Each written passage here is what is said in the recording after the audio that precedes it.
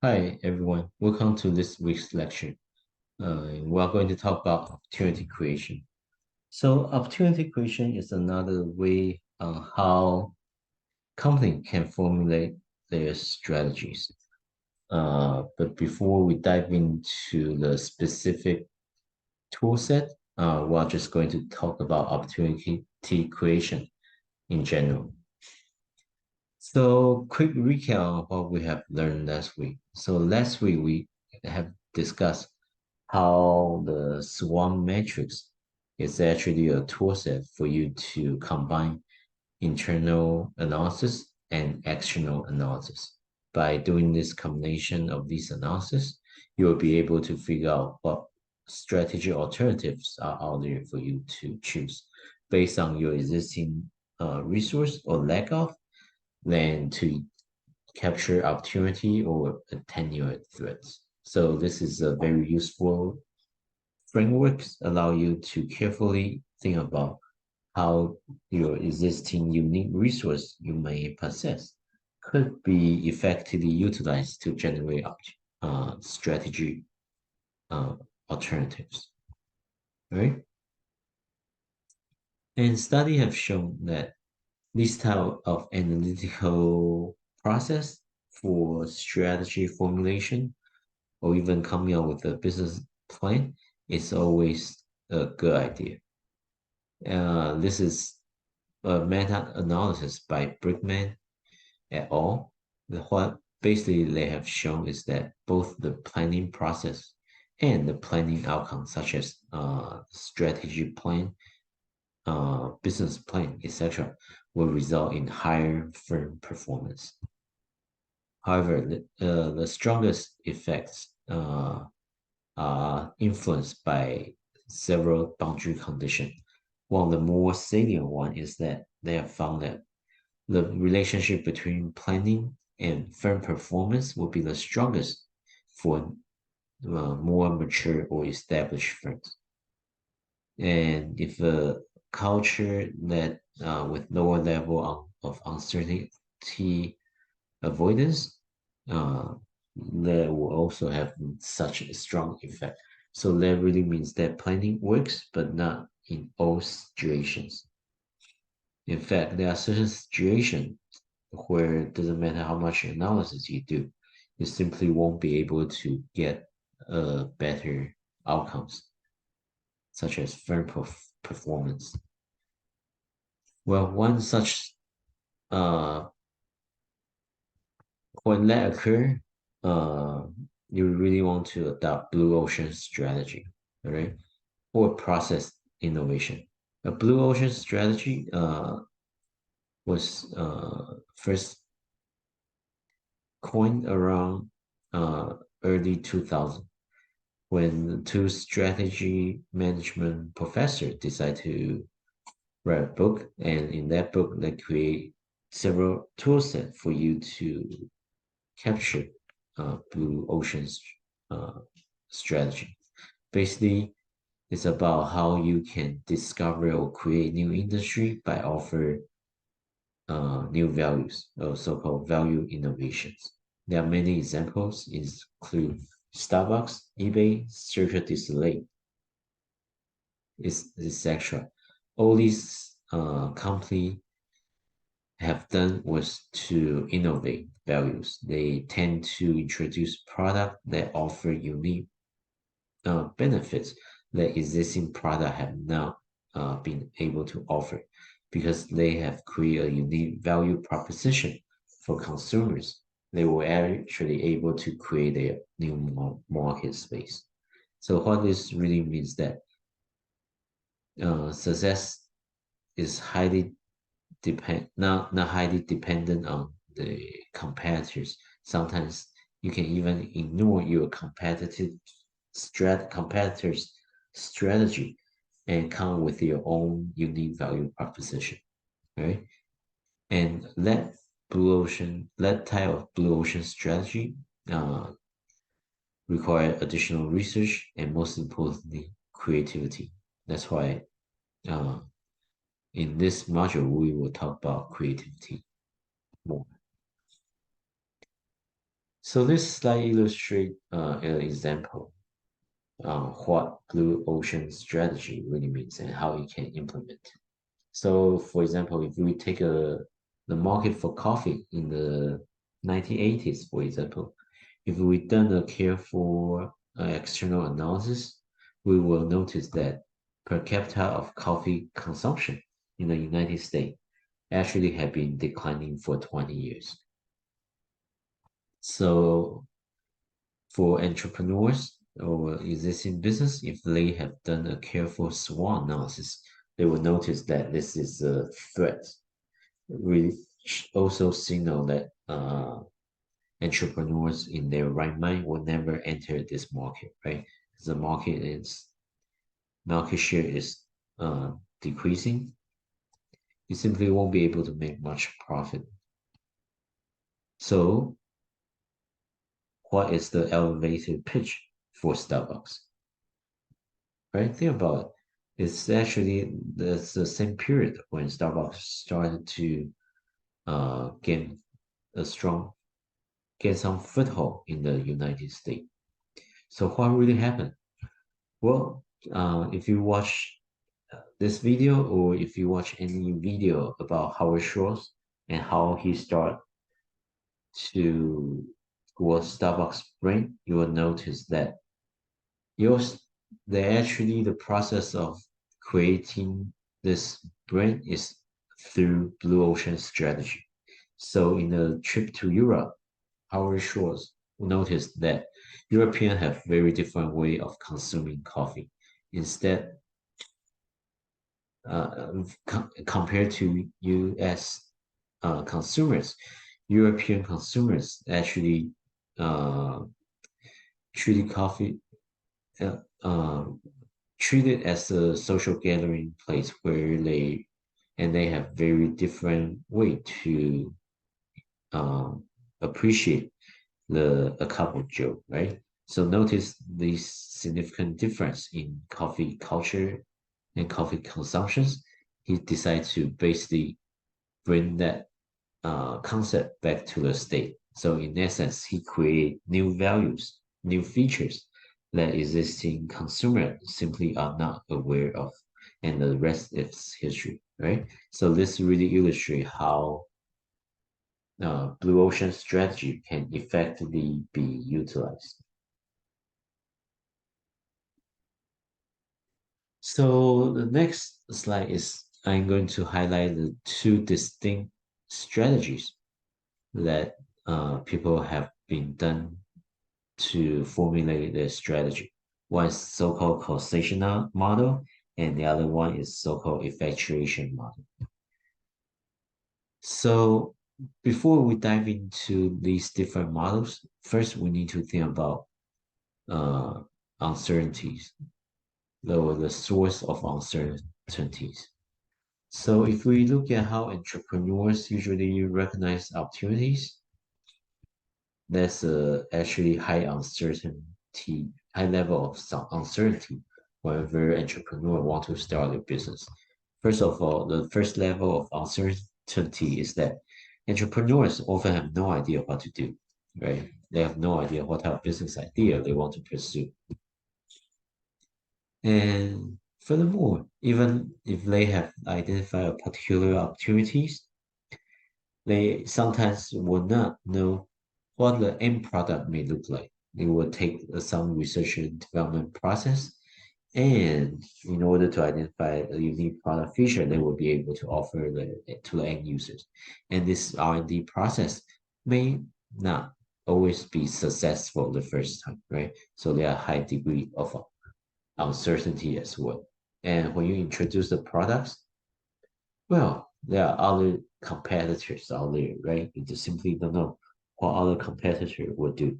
So entrepreneurs often face what's called the nation uncertainty, where you simply don't know what will happen.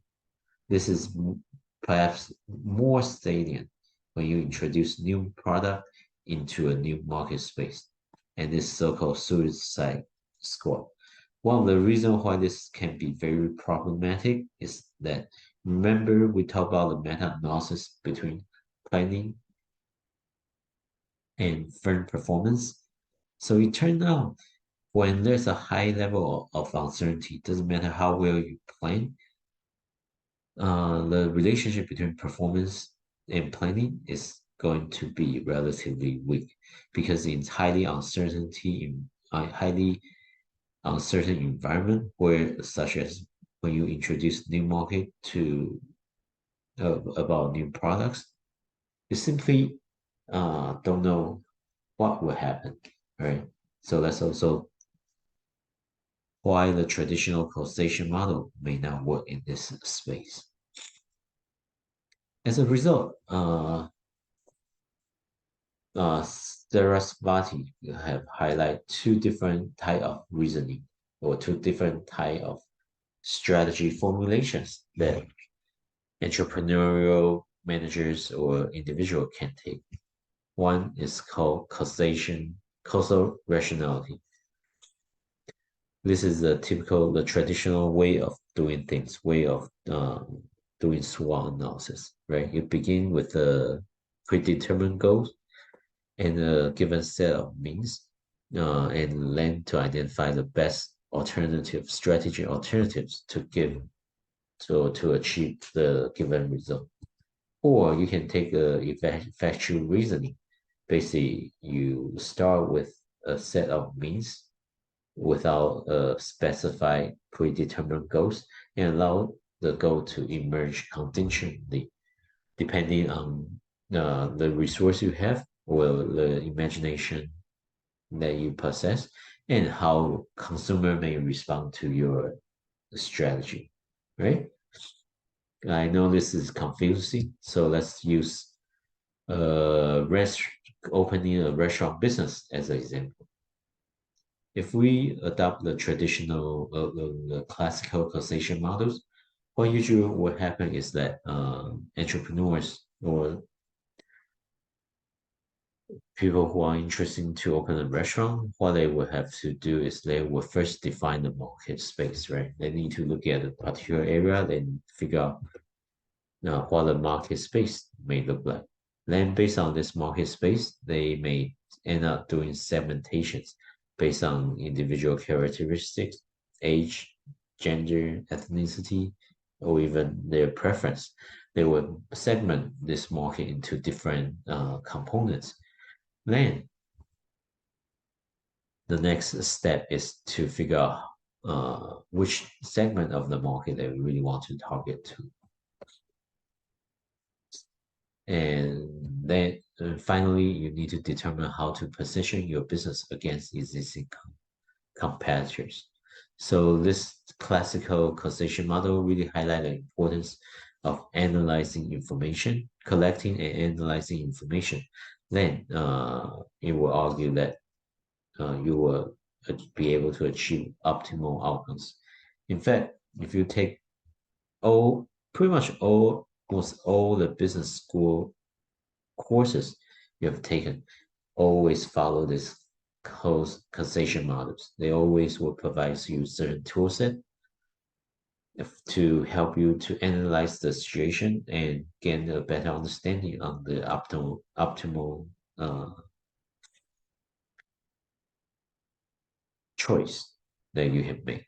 Right. For example, in finance, they will may give you CAPM model, right, for you to calculate net present value of different projects so you can make the best choice to determine which project to invest. In marketing, similarly, they will use different marketing research or tool set for you to better identify the consumers and figure out how to best communicate with these end users. Same thing with management, organizational behavior, or information technology. They are all following this line of uh, frameworks. So by getting an MBA degree, you should be really good at this. All right. Yet this type of analysis simply won't work when you introduce new product to new market space. And sometimes that's when effectuation model will come in handy. When things are messy, you often will need to try various strategies. So think of the following, right? Imagine a chef want to start a business, but he doesn't have money, right? What could he do? Well, when I post this question to my students, oftentimes what will happen is they will slowly start to come up with various solutions, right? Most people initially, when they ask this question, will say that, well, they can borrow money from others, right? Okay, fairly reasonable. A more creative student will then follow by saying, well, perhaps they can do something else to gain the financial resource, right? They can, instead of opening a restaurant as a business, they can maybe start some catering business, right? Or they can start some food truck business, or they can become a YouTuber, sharing people how to some of the cooking technique. For example, in fact, there are several YouTubers have followed that route and successfully opened their business that way, right?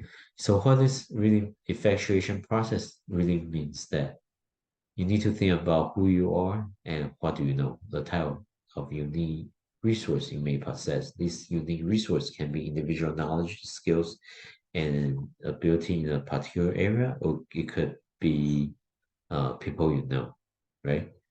Then based on your strength or resource, then you can start to define the customers by offering or trying different things to see how potential customer may respond to you.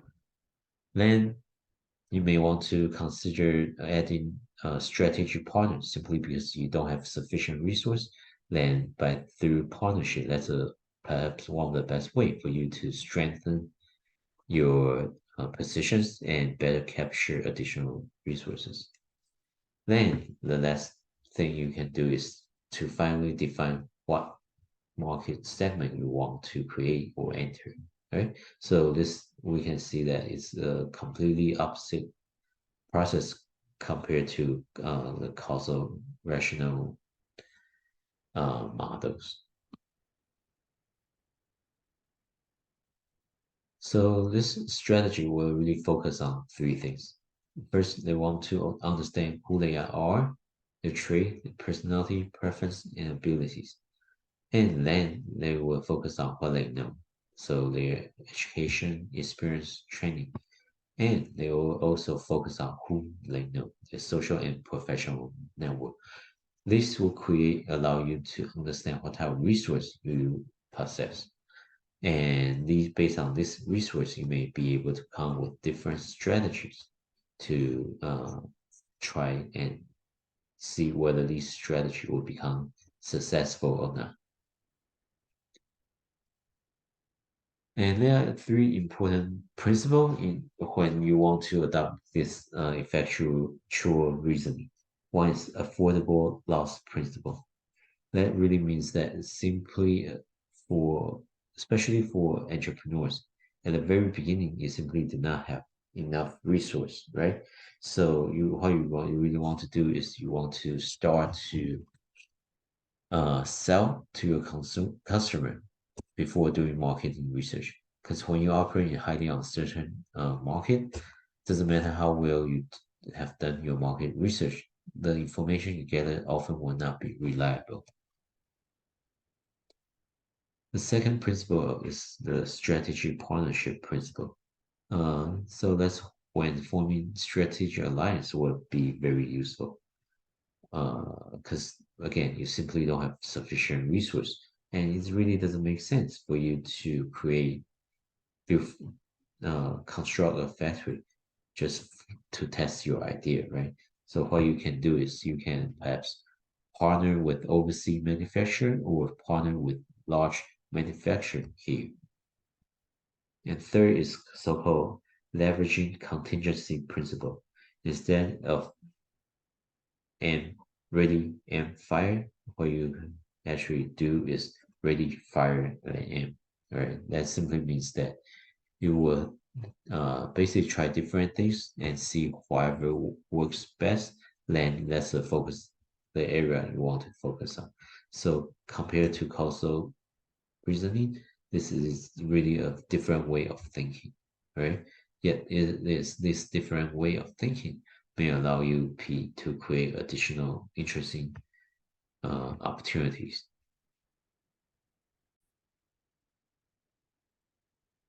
So let's do a quick recap about this meta-analysis. So studies have shown that planning works, but it works for more established firms than new ventures, in an environment where uncertainty is appreciated. It, it's not it's uh yeah. And so what this really means that for successful entrepreneurs or strategy managers, you really need to be good at doing both. You need to plan, and at the same time, you need to learn from how all the failure of these plans, right? So it's really strategy formulation. It's really an iterative process, and that's it really depends on the situation. You may have to adopt different way to formulate strategy, right? And that's it for this one. Next time we'll talk about additional way for you to create opportunities. All right, thanks.